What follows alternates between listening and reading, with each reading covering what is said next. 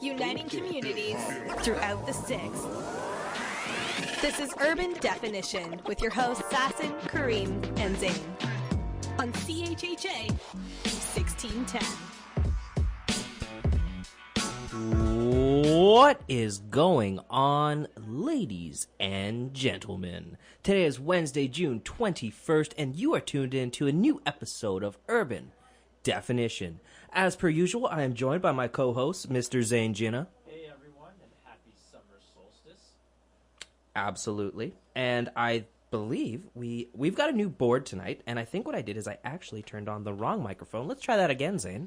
Hey everyone, and welcome, and happy Summer Solstice. Now I can hear myself, which is a good sign. You know what it is when I'm so used to you always being on the first mic. That's true. And the way that they've redone the boards is they've actually put it as mic 1, mic 2, mic 3, whereas before, all of our microphones were color coordinated. Well, I'm actually also sitting in Sassan's seat because Sassan's not here today.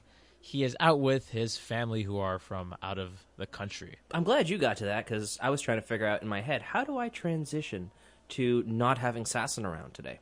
Well, that's how it is. But, you know, Sassan's enjoying Summer Solstice, and I hope he's taking a lot of pictures of what he's doing and enjoying himself. And he's not like Summer Solstice. That's not why he's not here, though. That's not why. But I'm hoping he's enjoying the longest day of the year. I know. It's funny because I was listening to, I guess, the news today, and they were like, today is the longest day of the year. Therefore, today, when you get home, the sun will be shining in parts of your room that never shine throughout the year, so you will see how dirty or dirty your apartment is. Where the sun don't shine. Where the sun don't shine. Also, happy National Aboriginal Day to all of the Aboriginal peoples of Canada. And a belated happy World Immigrant Day? Refugee Day. Refugee Day. Thank you, Zayn. Thank you for that correction. No worries. # World Refugee Day. Yeah. Damn, it's a tough world right now to be in as a refugee, so... It is, which hopefully we'll talk about a little bit in the news. Which gets me to my next thing, Zayn. What's going on in the world? Well, as I mentioned, today is National Aboriginal Day, but here's something that you might not have expected. Prime Minister Justin Trudeau announced the federal government's intention to rename National Aboriginal Day as National Indigenous Peoples Day earlier today. He announced it at 100 Wellington Street, which is the site of the former U.S. Embassy, which is going to be dedicated as a space for Indigenous peoples. The government will release details in the coming weeks on plans for the building, as well as consulting with Indigenous communities on how the space will be used.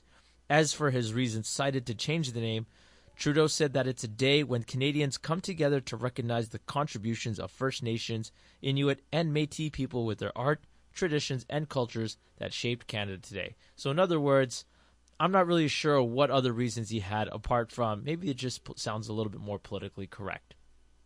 Fair. The LICBO extends store hours in advance of possible work stoppage. That's right, the LCBO stores across Ontario will be extending its hours in advance of a potential labor disruption and to accommodate those celebrating Canada Day. A select number of stores will open at 9 a.m. and close at 11 p.m. from Thursday, June 22nd to Saturday, June 24th. Meanwhile, some stores will be open from 11 a.m. to 6 p.m. on Sunday, June 25th, while those in downtown Toronto will be open at 9 a.m. to 11 p.m. for Toronto Pride activities. LCBO staff are in legal strike position as of 12:01 a.m. on Monday, June 26, if a labor deal is not reached by then. Here's a piece of interesting news. Convicted murderer Luca Magnotta is getting married at the end of this month. TVA Nouvelle reported that Magnotta will wed a male inmate from New Brunswick on June 26th at the penitentiary in Port Cartier, which is located on Quebec's North Shore. It's also reported that he found his match on a matchmaking website for prisoners called Canadian Inmates Connect Inc. Magnotta is serving a life sentence after brutally murdering and dismembering the body of a Chinese student, Jun Lin, and also for harassing several government officials, including then Prime Minister Stephen Harper.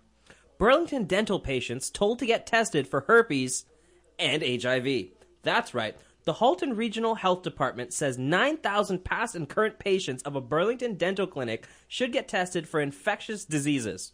On June 9th, the department identified that clients who receive dental services at Upper Middle Dental, operated by Dr. Vic Honda, your career's down the toilet now, may have been exposed to improperly cleaned instruments used for procedures.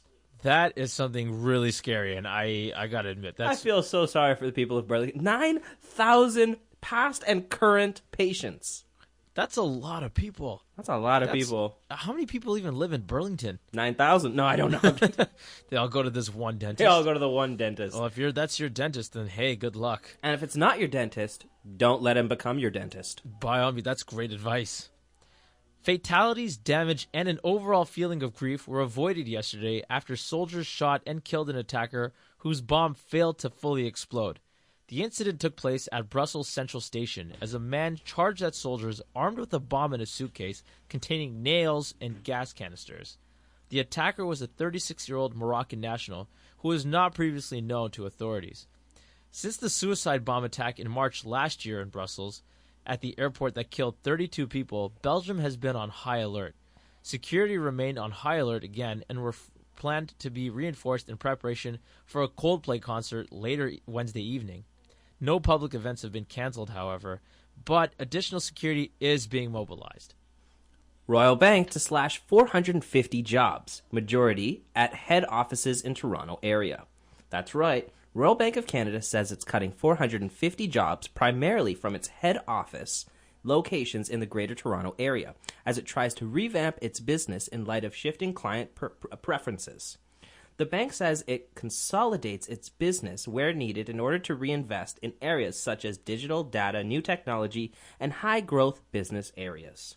RBC says in a statement that it is also making hundreds of other changes, including promotions, transfers, and the creation of new roles and teams. Here's some good news for people looking into new phone plans or even new phones. Thanks to the CRTC, cell phone companies will no longer be allowed, or rather, will soon no longer be allowed, to charge customers to unlock phones. Changes were made to Canada's Wireless Code of Conduct, and beginning on December 1st, all newly purchased devices must be unlocked. Here's a recap of the new updated rules. Unsatisfied customers will be able to cancel contracts within 15 days as long as the returned devices are in near new condition and haven't been used more than half their monthly usage. Only the wireless account holder on a family or shared plans can consent to the overage and roaming charges, unless others on the plan are expressly authorized to approve the costs. Data caps will also be tied to single accounts, no matter how many devices are listed on a shared plan. Wireless service providers cannot unilaterally change the key terms of a contract with the customer for voice, text, or data services.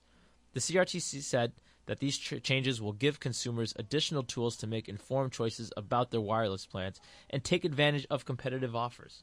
Yulin Dog Meat Festival begins in China despite promises of it to be cancelled. A controversial dog meat festival has begun in China, despite reports claiming that it had been stopped by authorities. The Yulin Dog Meat Festival was said to have been stopped earlier this year by authorities, with warnings given to vendors to not sell dog meat. But traders have since claimed that they have not heard anything about the ban, and the city officials are now claiming that no such restriction has been implemented.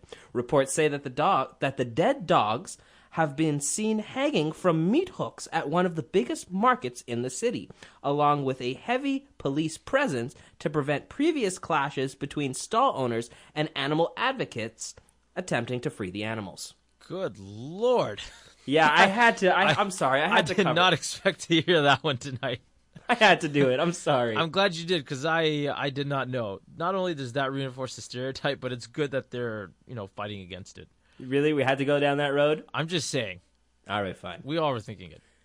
I just said it's reinforcing a stereotype. I didn't proclaim it. I'm not supporting it. I'm just saying that's a reinforcing news story. Zane's speaking it into existence. Oh, God. Spinning its way into some trouble, fidget spinners are coming to a stop in Frankfurt. On Friday, customs authorities said that they have confiscated 35 metric tons of fidget spinners in May alone and plan to crush them. What sounds like a pure abuse of authority on dealing with these toys actually comes from a safety concern. The toys, which came in from multiple shipments from China, were tested and found to contain small bits that could fall off and pose possible choking hazards for small children. I don't know how to respond. I don't want to respond to it. I think it's too funny. Zayn and I literally went on a tangent for like a good 10 minutes about ways that we would destroy the fidget spinners if we were Germany. And it was beautiful. Uber CEO Travis Kalanick resigns under investor pressure. Uber Technologies Inc. Chief Executive Travis Kalanick, co-founder of one of the most influential technology companies of its generation, resigned on Tuesday under pressure from investors about a string of setbacks. Kalanick's departure caps a tumultuous period for the world's largest ride services company that has revolutionized the taxi industry and challenged transportation regulations worldwide. Tonight has just been an absolute terrible night for me for pronouncing words. I'm just I'm operating at half capacity right now. That's okay, man. Thanks. We all have our nights. We all have our nights indeed. But I have nothing else to report. Actually. Really? All right. Okay. Hold on. I got one more. I love how Zane's looking at me with the whole choke, nah, man, I'm good. I have to do this. If you were watching our live show, we did mention about the hashtag World Refugee Day. Actually, we mentioned that on air We now. also did mention it on air, and that gets me to my final story of the night. Ivanka Trump salutes refugees before people remind her what her dad said about them. And? In this Friday... Okay, sorry. Yesterday was World Refugee Day, an annual initiative by the United Nations, UN, to recognize people who have been displaced due to war, prosecution, or terror. Like many other prominent people around the world, Ivanka Trump took an opportunity to mark the day on Tuesday, saying in a tweet, "We remember the plight and courage of the 22 million plus refugees globally. We must work to restore peace and end this crisis." Well, Twitter users were quick to remind her of her few things that came from her father, U.S. President Donald Trump. He said about the refugees, remarks that form a clear contrast with her sympathetic words. You guys aren't able to see it, but in the story, there is actually a gigantic picture of Donald Trump's face that says, "Sorry, not on my watch," and he's blocking a boat of Syrian refugees. No, you gotta do it better. Sorry, not on my watch. How do you do your Trump imitation? Syrian refugees, they gotta go.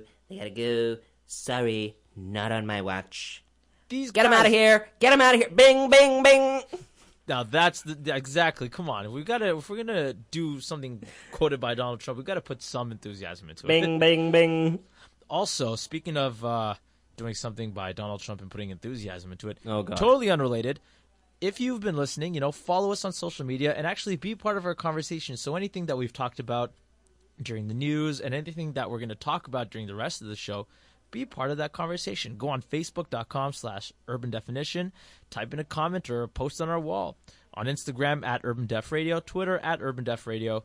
And if all else fails, go to our website, urbandefinition.ca, to find the links to all these social media tabs and be part of our conversation. Let us know what you think. Dope. I think that was pretty good. I mean, there's not really much else that I could possibly say to that. We'll be back, guys. Stay tuned. Sassanless, UD Nation. Urban Definition. On CHHA 1610. This is Urban Definition. Welcome back to Urban Definition. Just before the break, I was telling everyone how to connect with us on social media. And for those of you listening for the first time tonight, I'm going to remind you again. Go on Facebook.com/Urban Definition, Instagram @UrbanDefRadio, and Twitter @UrbanDefRadio, and talk to us. Be part of tonight's conversation as we now actually head into Real Talk, which is... Wait! Before we get into Real Talk, there has been a new poster posted in the radio cabin that I would like to read to you right now. And I will read it with the utmost amount of enthusiasm in my voice. Please listen carefully. Social media. Facebook. Radio Voces Latinas, 1610 AM. Twitter @CHHA 1610 AM. Instagram, CHHA 1610 AM. Please mention each at least 4 times during the hour. Thank you for your support. CHHA 1610 AM. And now you know how also to connect with 1610 AM. Absolutely. CHHA 1610 AM. Absolutely. Because at the end of the day, we are part of the CHHA 1610 AM family. That's right. We are. No, we really are. I know, And yeah. if it wasn't for them, we would not be on the air. So we are eternally grateful, and we love them, and we have to show them love when we can. Speaking of showing people love whenever we can, I love how he's transitioning into it. Go ahead. Do Canada it. 150. Do it, my man. Do it. Canada 150 showing diversity and showing love to everyone that they can. So if you are listening internationally right now, because we do post our stuff on YouTube and SoundCloud, and I think eventually, I don't know if I'm allowed to announce this yet, but there is another venture that we are currently working towards that Zayn is telling me no, I'm not allowed to say yet. But look, be on the lookout. It will happen shortly, hopefully. Anyways, Canada, the country, is turning 150 years old.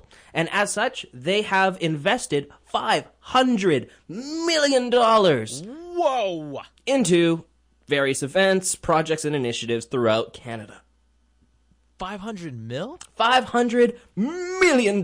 That's a lot of money. It is quite a lot of money, and it has been receiving quite a lot of flack because vast majority of the initiatives do not pay tribute or give enough credit to the diversity that Canada is. And, you know, I'm not saying that as a statement. I'm saying that as a argument. This is something that people have been arguing over the last few weeks that we will seek to address tonight. Well, what do you mean they're not giving or they're not shining a light on all aspects of diversity? Okay, so let's start with black people. Canada 150 celebrations are not doing a great job at showcasing black people throughout Canada. Well, you know what? Because I'm forced to focus on Toronto, that's exactly what I'm going to do. I can't look at Alberta, BC, because I don't really know the initiatives that's going on out there. I got to focus on Toronto. And for me, Toronto, I don't see very many initiatives that's going on or projects that's going on that really talk about black people in Canada. You know what? That was actually something that I think was addressed this year. It was, and the Do you thing is... remember in February, the CBC held their series of videos about black Canadians? I think it was the CBC. They had a series of videos highlighting the contribution. Did you just say February? Yeah, for Black But your History argument Month. is void now. Yeah, exactly, because it's for Black History Month. But it... Okay, I see what you're saying in terms of it It's being like, void. oh, we're gonna give you this 1 month. We're gonna focus, maybe a couple days on your existence in Canada. But when it comes time to actual Canadian representation, we're not really gonna focus on you guys too much. You guys had that 1 week back in February. Okay. Yeah, you see? So that's okay. So there's that one. Next, we're going to talk about Aboriginal people. And for that, one of the biggest things that I'm seeing, well, the biggest arguments that I'm hearing is Canada had $500 million to invest in Canada 150 events, yet Aboriginal people continue to live in subpar, and that's being very kind, living conditions. That is a very polite term. I'm being very polite with it. Very They're polite. subpar living conditions. Actually, what confused me the most was I was out in Vancouver over Christmas, and when you're going across the Lionsgate Bridge, you can see the reserve land underneath the bridge. And actually, you can drive through it as you're approaching into North Vancouver, depending on the route you go. And I kept thinking, because you know about the real estate market. Everyone knows that, Vancouver and Toronto, they have the highest real estate market Absolutely. in Canada, given the country that we are. Absolutely. And it amazed me that all of that money was not being invested into these Aboriginal communities and to their reserve lands. So one of the things that can that I'm hearing from the opposing side is that the money invested is not supposed to be, it's not, we have other funds that are allocated. We're talking about federal funding that's supposed to be allocated towards infrastructure and improving living conditions, not just for Aboriginal people, but for all people on the whole.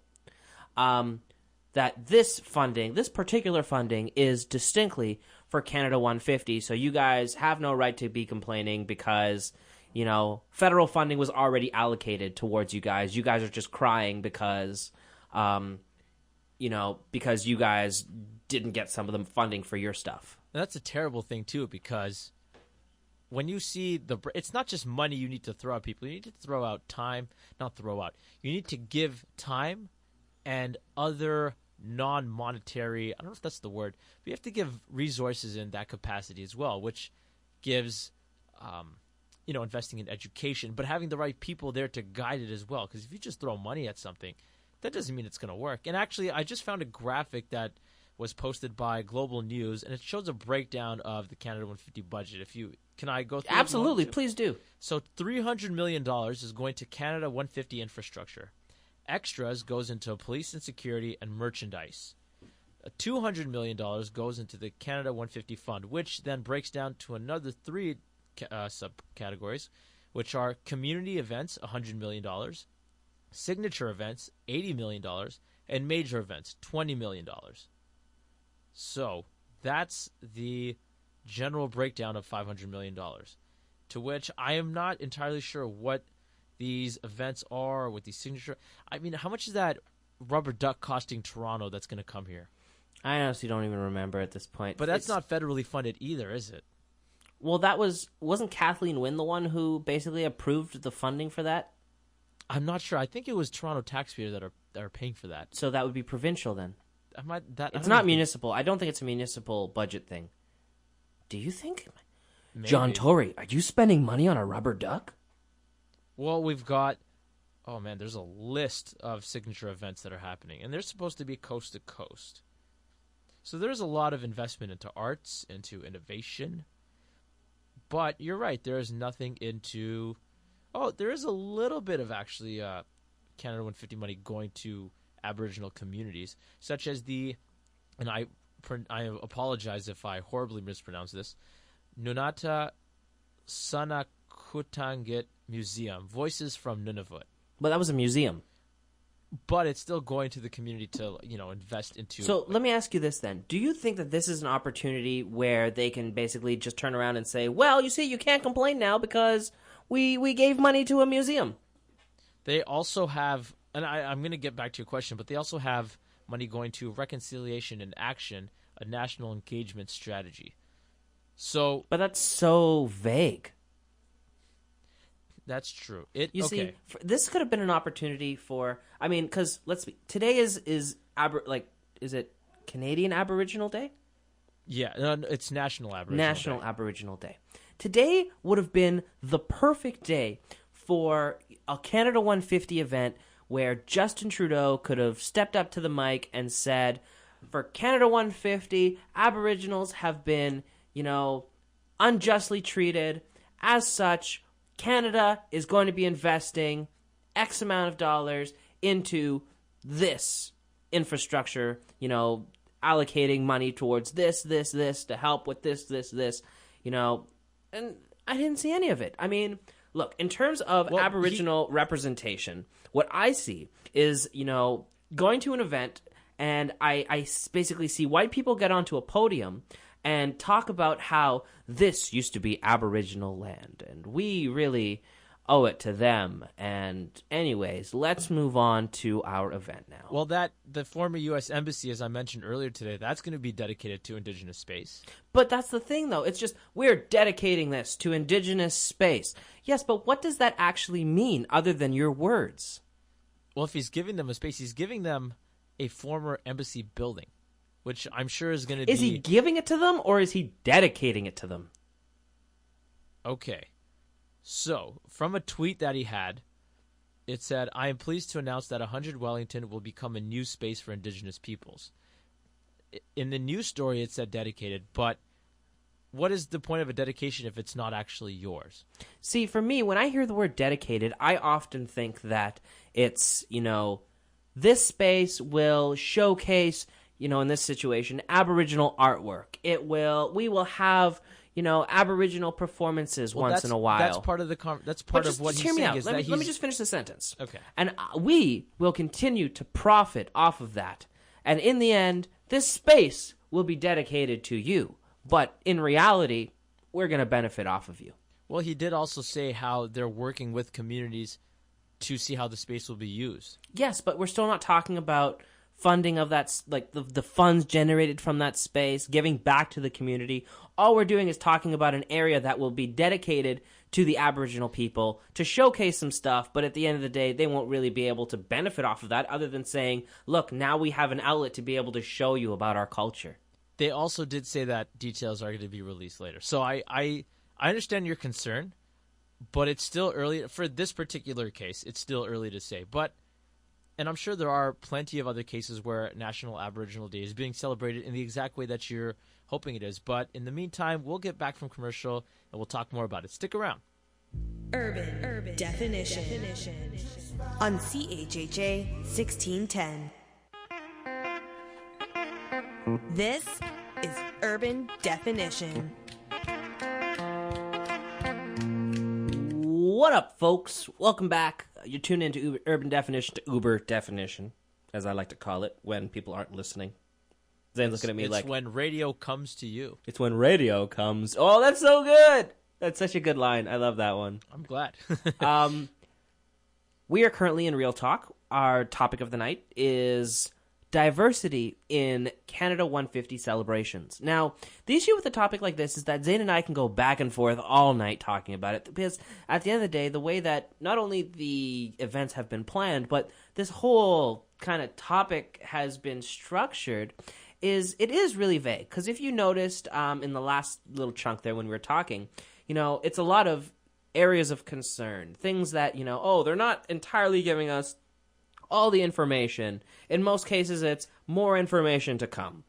So because of that, we really can't have a definitive ending to this conversation, except I personally think to say that, you hope that at the end of the day, that the country comes together to ensure that, well, from the organizers' side of Canada 150 at least, come together to ensure that representation is there, that nobody is left out, that at the end of the day you really do project and show not just all of Canada, but all of the world, that we are a diverse, as Zayn likes to call it, melting pot, where at the end of the day, you know what?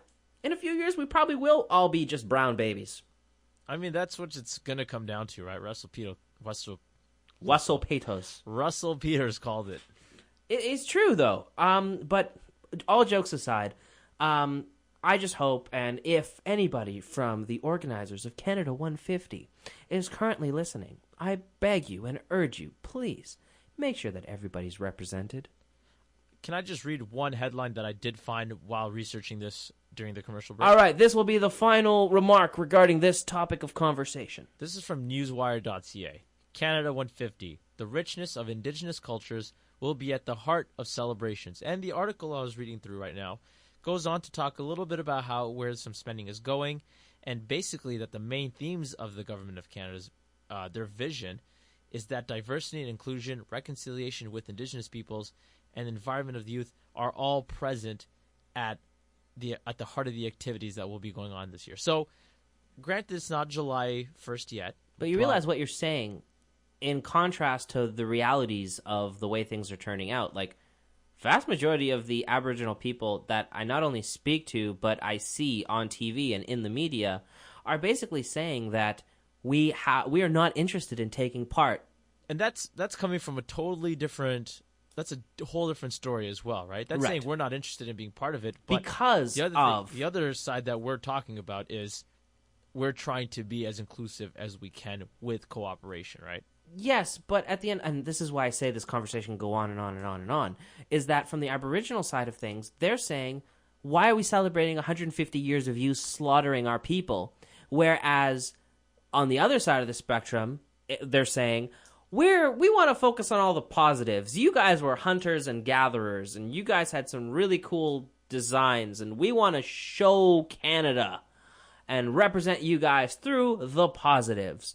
We're not really going to worry about, talking about the negatives.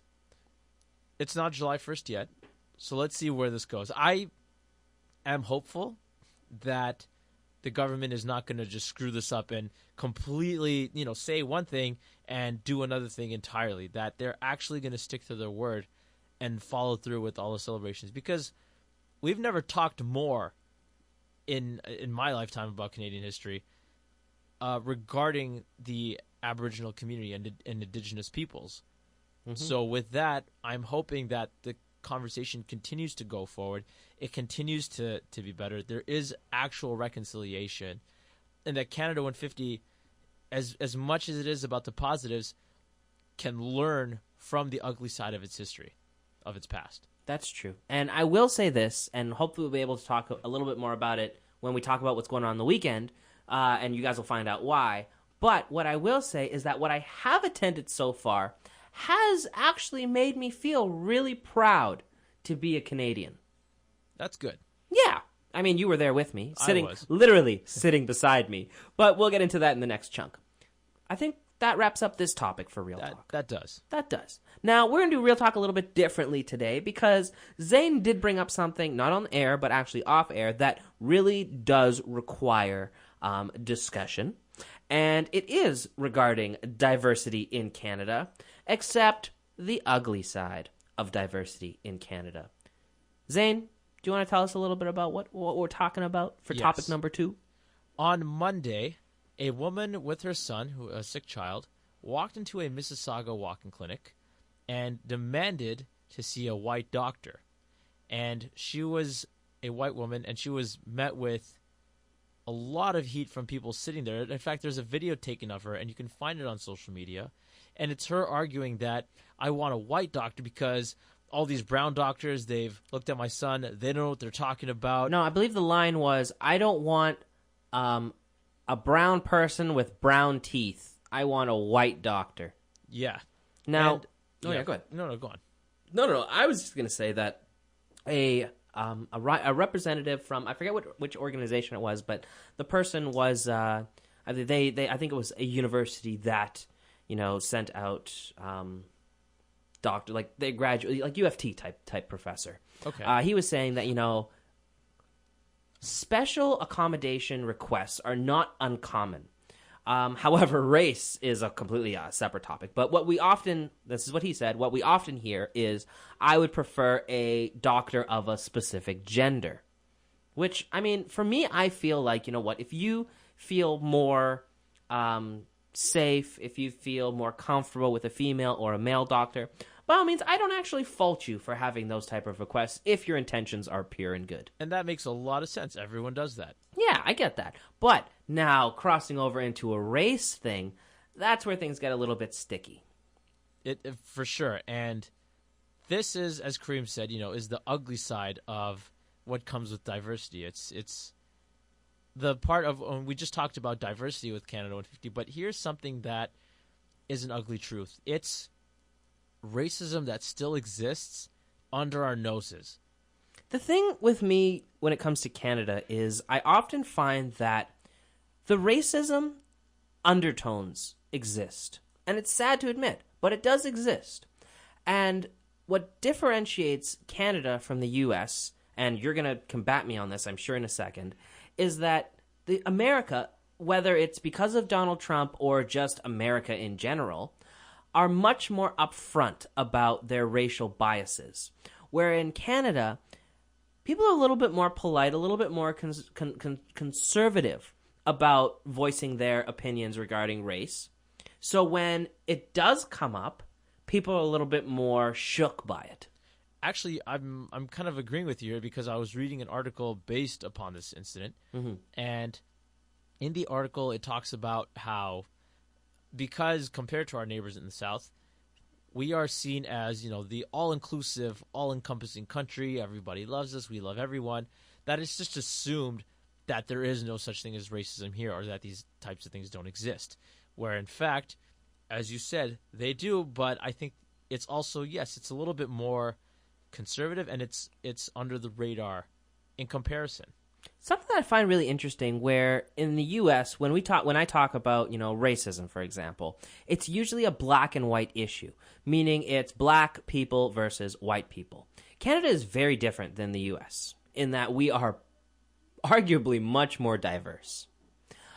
With that being said, I think one thing that Canadians have a difficult time comprehending, understanding, and processing is that when we talk about racial issues in Canada, it's not black and white. It's black, white, Latin American, brown, Chinese, Japanese, Korean. There's so many different layers to it that in and itself completely change the game when we talk about issues revolving about race.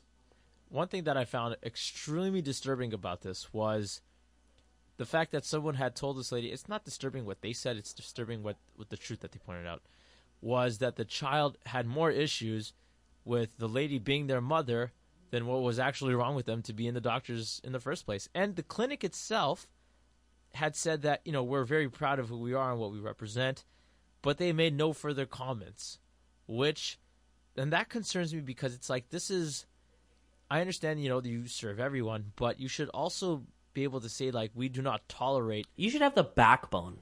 That's exactly the word. Yes, they should have the backbone to say that we don't tolerate this kind of behavior from any sort of client to another client. Patient, sorry. Yeah, no, I get that. No, I say client. It's okay. But I think that kind of speaks volumes to the undertones of these issues. And, when we talk about, for example, when I always ask you, like, how do we overcome this? How do we combat this? How do we deal with this? How do we move forward from it? It's almost like we live in a system in a society where it's almost unfixable.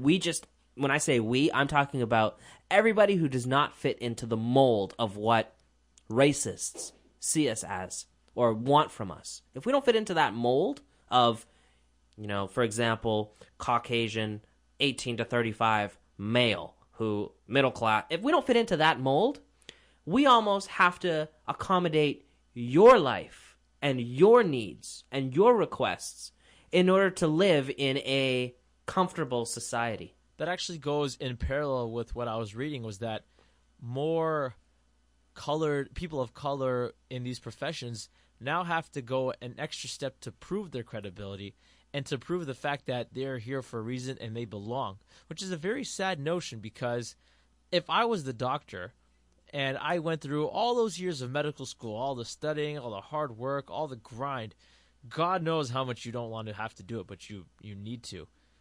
I would be extremely offended to think that just because of the color of my skin, you think I'm not qualified to see your child as a patient, and just because it just so happens that everyone else in the area who is of the same color could not find a reason, we're all discredited because we're not white.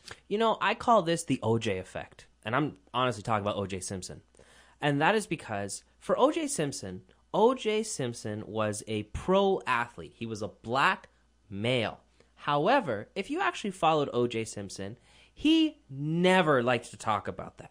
He never wanted to say, I'm black OJ, I'm white OJ, instead he would say, I'm just OJ Simpson. And he assimilated, is that the right word, into white culture, white class America, to the point where when white people were around him, they didn't even see him as black. Wow. That's why I call it the OJ effect. Is that a solution? It's not a solution. Okay. It's almost like, but this is what I'm saying, is that in order for people to not have to deal with these issues, they have to accommodate and basically take on the OJ effect. Now that you mention that, I feel like I'm doing that a lot in my own life. No, really. The more I think about it, I'm the only brown guy in a lot of situations. Well, at least, at work. And it kind of makes sense. There's things that I have to explain that I wouldn't have to otherwise if people took it upon themselves to understand a little bit more. But the thing is, I completely understand. And what makes me even more frustrated is the fact that nobody will ever say this, but the mentality is that I should not have to learn about you. You should have to adjust to fit what I like.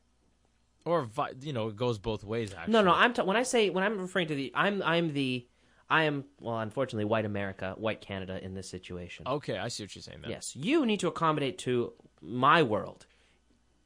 The most frequent thing I hear from, and I'm talking like on a daily basis, is, well, you're in Canada now. You need to learn about our traditions. We don't need to stop serving pork in our cafeterias. We don't need to, call the Christmas tree an Xmas tree. What's wrong with you? I don't need to call it a holiday tree. It's a Christmas tree. And I'm all for that, but at least Wait, you're all for what? Well, yeah, you don't have to stop serving pork in cafeterias or call it an Xmas tree. Call it a Christmas tree. I don't care. But when you have Muslim kids, for example, in a cafeteria, you can't. No, it's against their religion. No. What you do is accommodate how you're serving that. So you don't use the same gloves, and you have other options, right? It's to accommodate everybody. It's not just listen. If you want to bring pork to school, let your parents send it. Your parents send it from home. But if the school has all these options, why can't they sell cheese pizza? That's what I'm saying. Why don't they do both? Because cross-contamination. Yeah, so why not take the steps to prevent... Let me ask you a question as we go to commercial break then, okay? And this is for you, Mr. O.J. Simpson. You're in a school cafeteria. Well, you'll answer it when we come back. You're in a school cafeteria. Pepperoni slice touches a cheese slice. Do you eat it? Don't answer right now. We'll be back, and we'll hear Zane's answer. Urban Definition. On CHHA 1610. This is Urban Definition. That was honestly the longest commercial break of my life. And that was because prior to going out to commercial, I posed a question to Zane, and it was this. You're in a school cafeteria. You are going to buy a pizza slice. You see a pepperoni pizza slice touch a cheese pizza slice. It's the last cheese slice. Do you eat it? Did the pepperoni itself touch the cheese on my pizza?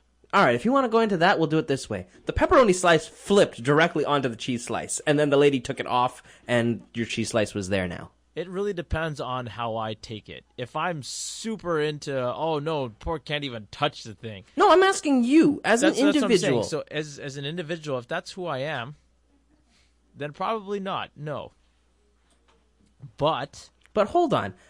5 minutes ago, you argued that it was okay, and when I said cross-contamination... Well, that's direct cross-contamination. In that case, yeah, it's pretty bad. But I'm thinking in terms of, like, can they take steps to prevent it? So, for example, and this is true, I was once at a Subway, and I ordered a sandwich, and I said, no ham on this sandwich. And what did they do?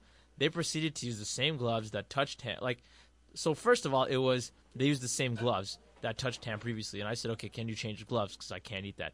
They said, okay. Then they changed gloves. They touched ham, and I said, okay, no, Again, can't put ham on that.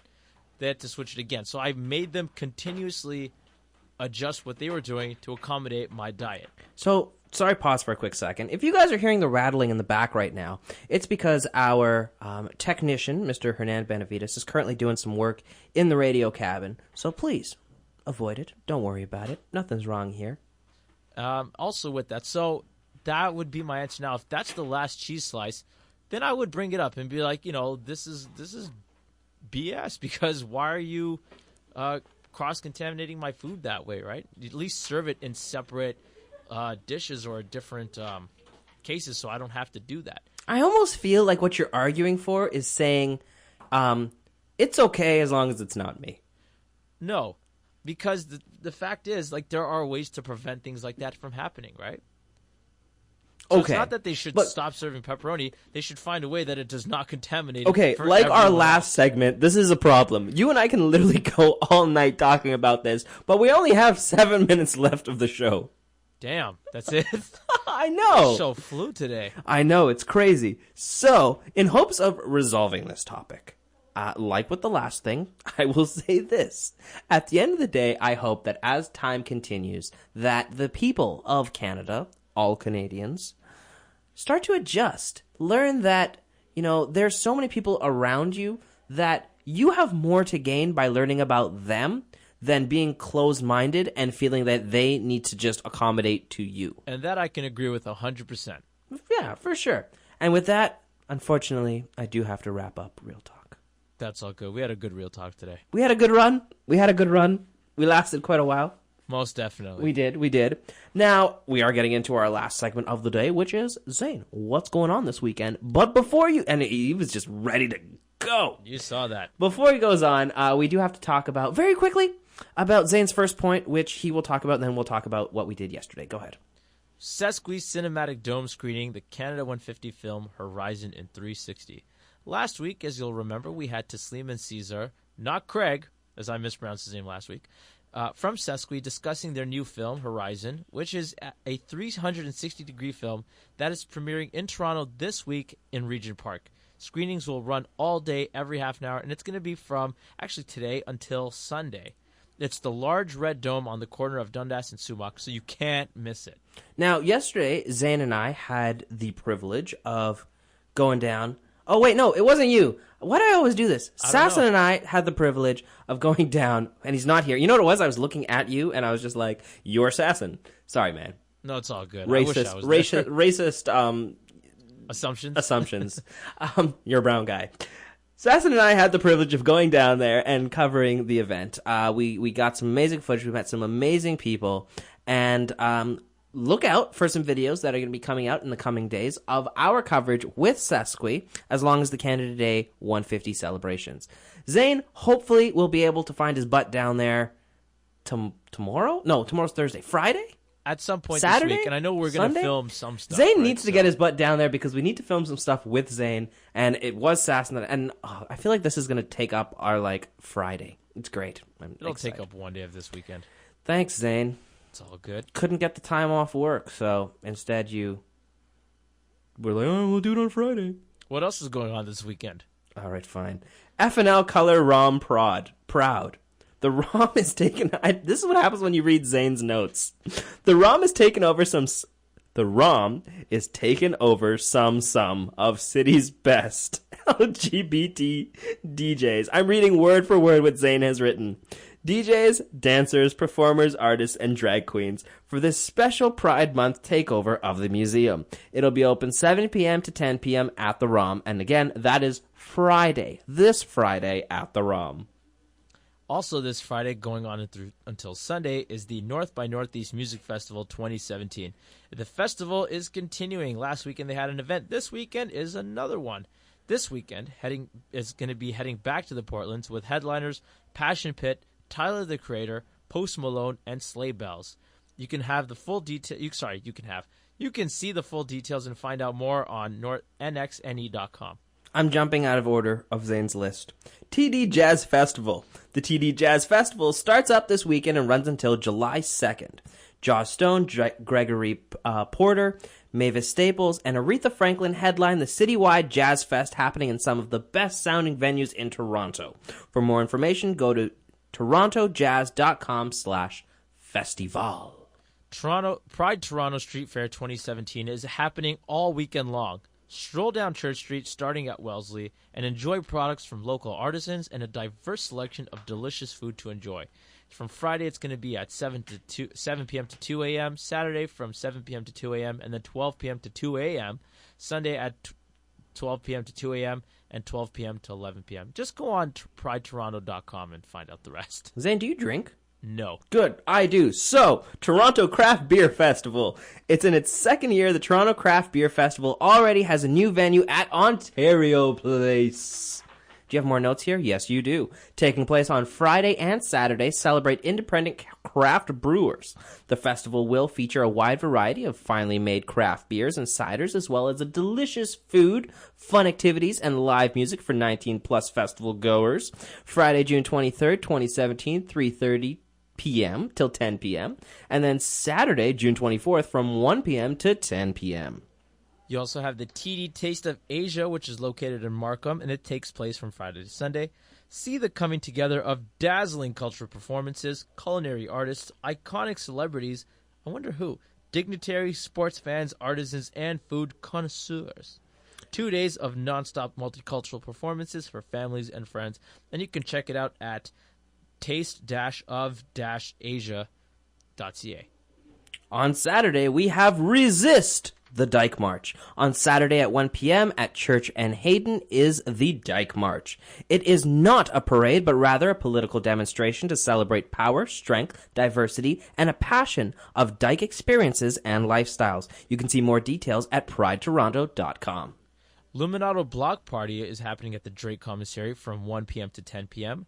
The 128 Sterling parking lot becomes a skate park of iconic minimalist sculptures as local skaters perform a live demo of video artist Sean Gladwell's work.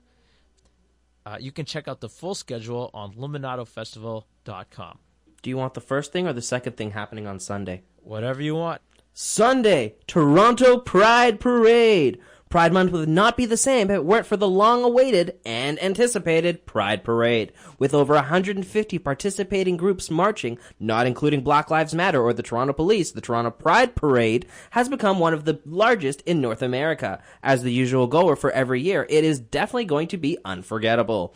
It will be on Sunday from 2 p.m. to 6 p.m. on Yonge Street. If you require more information, go to pridetoronto.com. And very last, Party in the Park in Regent Park this Sunday. It starts at 11 a.m. with the parade through Regent Park with the best of local culture from Regent Park. Celebrate with recreational activities, barbecue and bake oven, aquatic center activities, First Nations ceremonies, live main stage entertainment, a fashion show, and of course the screening of Sesqui's film Horizon.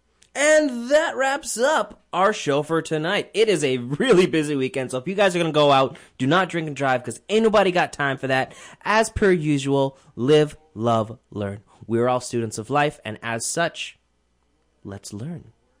Take care, everyone. Have a good weekend. Peace. CHHA. This is Urban Definition.